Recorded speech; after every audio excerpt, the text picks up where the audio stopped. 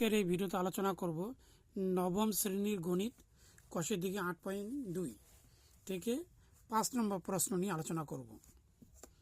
এখানে হচ্ছে x4 - 7x² + 1।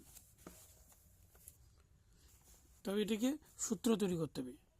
তার জন্য এখানে লিখতে হবে x4 - 2x² + 1। তাহলে এখানে -9 x², তাহলে মাইনাস আর মাইনাস প্লাস হচ্ছে এখানে, তো 9 আর 2 হচ্ছে 11, তো এখানে 7 আছে, তার জন্য এখানে প্লাস দিতে হবে।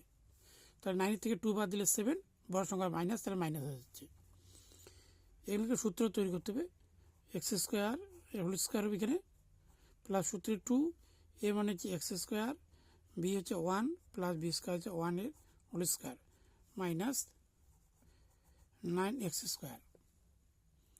এখানে হচ্ছে square plus 2ab plus b², তাহলে a plus b whole square হবে এখানে। এখানে আসবে square plus 2ab plus b², তাহলে এখানে হবে a plus b whole square. এই সূত্র অনুসারে এখানে হবে a হচ্ছে x² প্লাস b হচ্ছে 1 এর হোল স্কোয়ার মাইনাস, এখানে 9 এর বর্গ করতে হবে 3x এর whole square.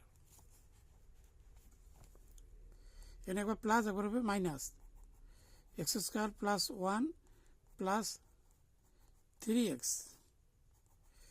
x² plus 1 minus 3x।